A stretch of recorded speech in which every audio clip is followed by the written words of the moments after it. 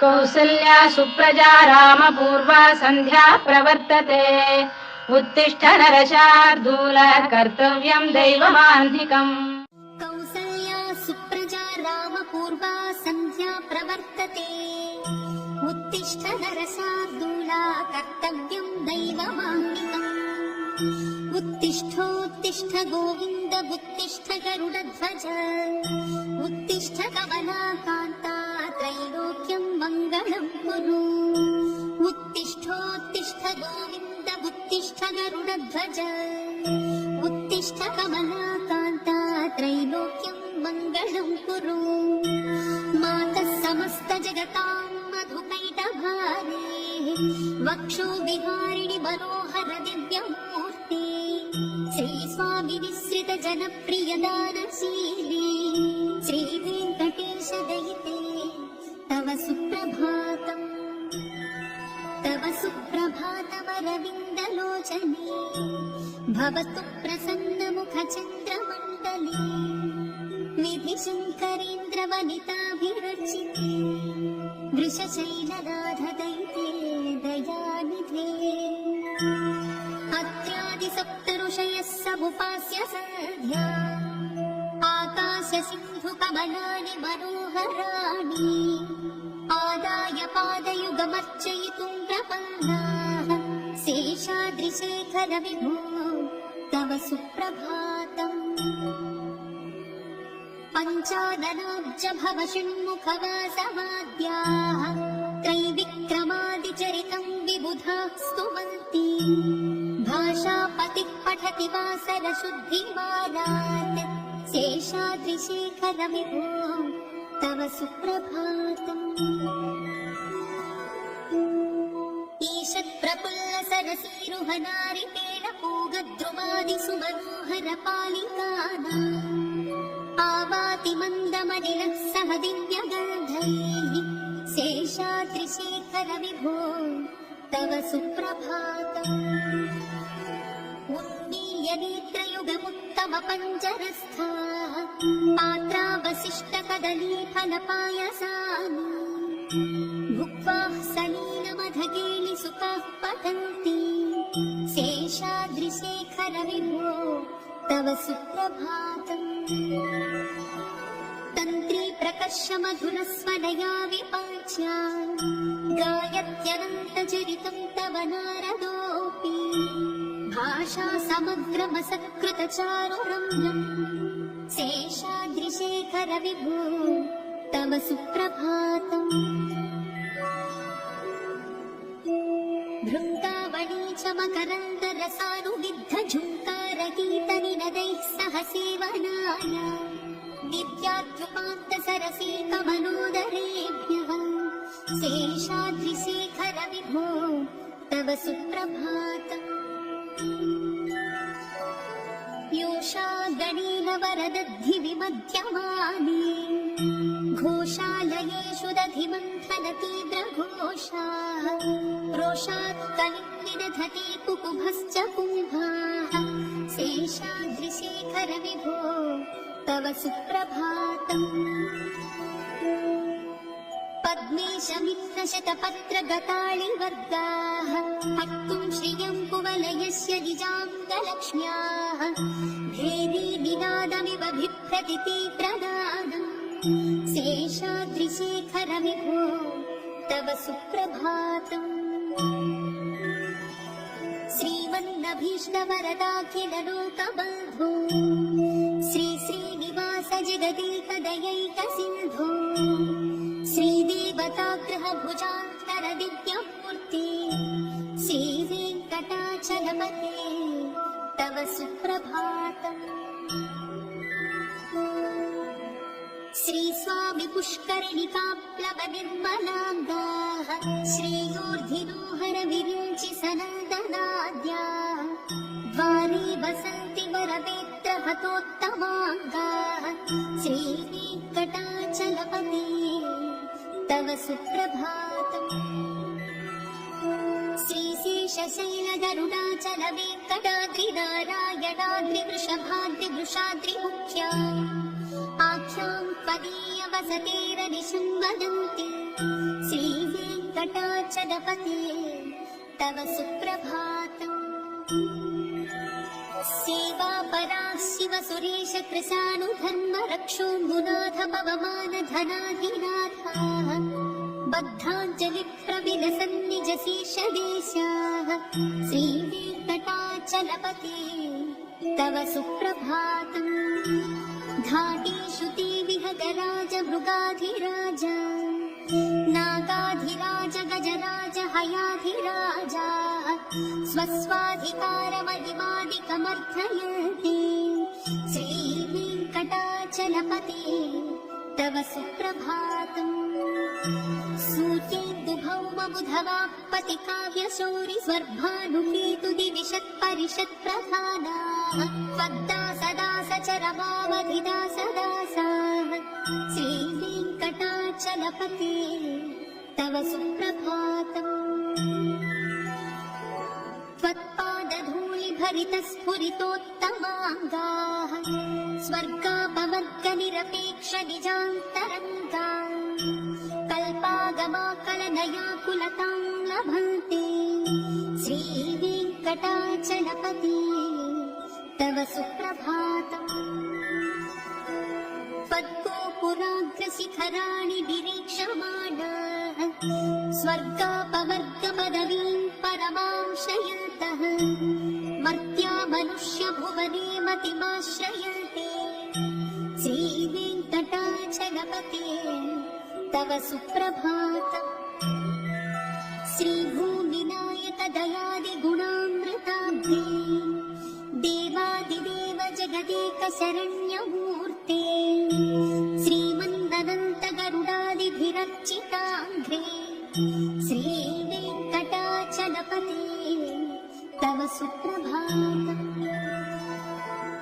श्रीपद्मनाभ पुरुषोत्तम वासुदेव वैकुण्ठमाधव जनार्दन चक्रपाणि श्रीवत्स चिह्न शरणागत पारिजात श्रीवेङ्कटाचलपते तव सुप्रभातम्।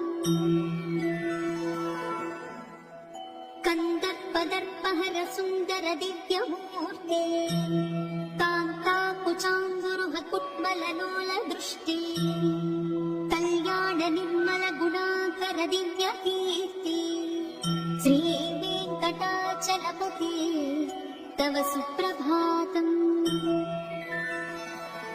मीनाकृते कमठकोल नृसिंहवर्णे स्वाङ्गिं परश्वध तपोधन रामचन्द्र शेषांश रामयदुनन्दन कल्किरूप श्रीवेङ्कटाचलपते तव सुप्रभातम्। लवङ्गघनसार सुगन्धितीर्थम् दिव्यं वियत्सरति हेमघटेषु पूर्णम् धृत्वाद्यवैदिकशिखामणयः प्रभृष्टाः तिष्ठन्ति वेङ्कटपते तव सुप्रभातम्। भास्वानुदीति निकचानि सरोरुहाणि सम्पूर्णयन्ति निनदैः ककुभो विहागाः श्रीवैष्णवाः सततमर्चितमङ्गलास्ते धामाश्रयन्ति तव वेङ्कट सुप्रभातम्।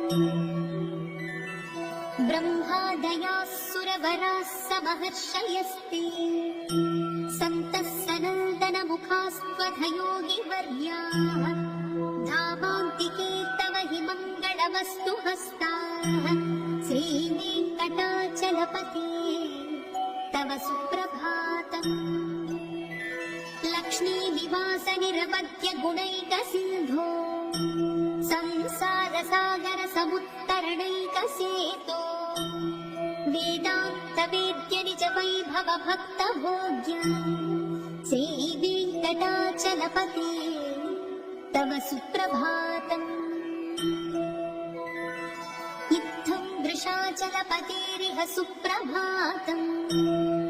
ये मानवाः प्रतिदिनं पठितुं प्रवृत्ताः तेषां प्रभातसमये स्मृतिरङ्गभाजा प्रज्ञां परार्थसुलभां परमां प्रसूते। कमलाकुचशोषुखकुङ्कुमतो नियतारुणिकादुलनीयतनो कमलायतलोचनलोकपते विजयीव वेङ्कटशैलपते कमलाकुचशोषुखकुङ्कुमतो नियतारुणिकादुलनीयतनो कमलायतलोचनलोकपते विजयीव वेङ्कटशैलपते स चतुर्मुख षण्मुख पञ्चमुख प्रमुखाखिलदैवतमौलिमने शरणागतवत्सलसारनिधे परिपालय मां वृषशैलपते अतिवेदनया तव दुर्विषहैर्नुवीरकृतैरपराधशतैः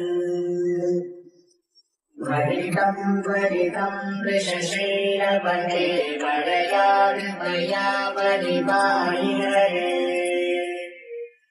अखिलेन्द्रशैलमुदारमते शरतानि ददानरः हरेव दयारहितानि रवै कमलारहितानवरं करये कलवेषुरमावशगोपवधू शतकोटिवृतासरकोटिसमाय प्रतिमल्लविकाविपदाधुकला वसुदेव सुतानवरं करये लीलामधुलाधरनाशरणे जगदेकतनुद्धरधीरमणे रघुनायकरामरमेश विभो नरदो भवदेव दयाचलते अवनीतदया कवनीयकरं रजनीचरचारुमुखाम्बुरुहम् रजनीचरराजतमोनिहिरं महनीयमहं रघुराममये सुमुखं सुहृदं सुलभं सुखदं स्वनुजं च सुखाय ममोघशरम् अपहाय रघुमहमन्यमहं निकञ्चन जातुभजे विना वेङ्कटेशं ननाथो ननाथः सदा वेङ्कटेशं स्मरामि स्मरामि हरे वेङ्कटेश प्रसीद प्रसीद प्रियं वेङ्कटेश प्रयश्च प्रयश्च विना वेङ्कटेशं ननाथो ननाथः सदा वेङ्कटेशं स्मरामि स्मरामि हरे वेङ्कटेश प्रसीद प्रसीद प्रियं वेङ्कटेश प्रयश्च प्रयश्च अहं दूरदृष्टे पदाम्बोजयुग्मप्रणामेशयागत्य सेवां करोमि सकृत्सेवया नित्यसेवामलं प्रयश्च प्रयश्च प्रभो वेङ्कटेश अज्ञानिना मया दोषान् शेषान् विहितान् हरे क्षमस्वत्वं क्षमस्वत्वं शेषशैलशिखामणे अज्ञानिना मया दोषान् शेषान् विहितान् हरे क्षमस्वत्वं क्षमस्वत्वं शेषशैलशिखामणे ईशानां जगतोऽस्य वेङ्कटपतेर्विष्णोर्परा प्रेयसी तद्वक्षस्थलनित्यवासरसिकां दक्षान्ति संवर्धिनी पद्मालङ्कृतपाणिपल्लवयुगां पद्मासनस्ताश्रियम् वात्सल्यादिगुणोज्ज्वलां भगवतीं वन्दे जगन्मातरम् ईशानाम् जगतोऽस्य वेङ्कटपते विष्णोर्पराम् प्रेयसी तद्वक्षस्थलनित्यवासरसिकाम् तक्षान्तिसंवर्धिनी पद्मालङ्कृतपाणिवल्लभयुगाम् पद्मासनस्ताम् श्रीम् वात्सल्यादिगुणोज्ज्वलाम् भगवतीम् वन्दे जगन्मातरम् श्रीमन्कृपाजननिधे श्रित सर्वलोकः सर्वज्ञशक्तनतवत्सल सर्वशेषिन् स्वामिन् सुशीलसुलभाश्रितपारिजात श्रीवेङ्कटेश शरणम् प्रपद्ये श्रीमन्कृपाजननिधे श्रित सर्वलोकः सर्वज्ञशक्तनतवत्सल सर्वशेषिन् स्वामिन् सुशीलसुलभाश्रितपारिजात श्रीवेङ्कटेश शरणम् प्रपद्ये आकालतत्त्वमश्रान्तमात्मनामनुपश्यता अतृप्यमृतरूपाय वेङ्कटेशाय मङ्गलम् प्रायस्वशरणौ पुंसां शरण्यत्वेन पाणिना कृपया दिशते श्रीमद्वेङ्कटेशाय मङ्गलम् दयामृततरङ्गिण्यास्तरङ्गैरिव शीतलैः अपाङ्गैः सिञ्चते विश्वम् वेङ्कटेशाय मङ्गलम् सद्भूषाम्बरहेतीनाम् सुषमावहमूर्तये सर्वार्तिशमनायास्तु वेङ्कटेशाय मङ्गलम् ईशानाम् जगतोऽस्य वेङ्कटपतेर्विष्णोर्पराम् प्रेयसी तद्वक्षस्थलनित्यवासरसिकाम् तक्षान्तिसंवर्धिनी पद्मालङ्कृतपाणिवल्लभयुगाम् पद्मासनस्ताम् श्रियम् वात्सल्यादिगुणोज्ज्वलाम् भगवतीम् वन्दे जगन्मातरम् ईशानाम् जगतोऽस्य वेङ्कटपतेर्विष्णोर्पराम् प्रेयसी तद्वक्षस्थलनित्यवासरसिकाम् तक्षान्तिसंवर्धिनी पद्मालङ्कृतपाणिवल्लभयुगाम् पद्मासनस्ताम् श्रियम् वात्सल्यादिगुणोज्ज्वलाम् भगवतीम् वन्दे जगन्मातरम् श्रीमन्कृपाजलनिधे श्रित सर्वलोकः सर्वज्ञशक्तनतवत्सल सर्वशेषिन् स्वामिन् सुशीलसुलभाश्रितपारिजात श्रीवेङ्कटेश शरणम् प्रपद्ये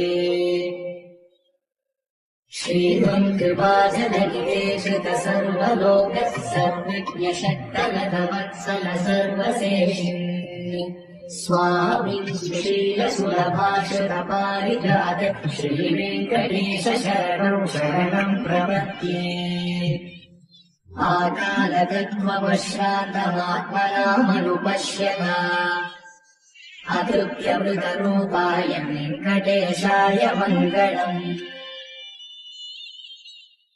प्रायस्वशरणौ पुंसां शरण्यत्वेन पाणिना कृपया दिशते श्रीमद्वेङ्कटेशाय मङ्गलम्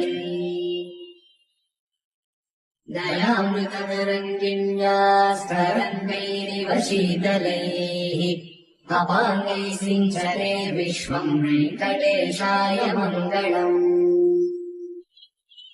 सद्भूषाम्बरहेतीनाम्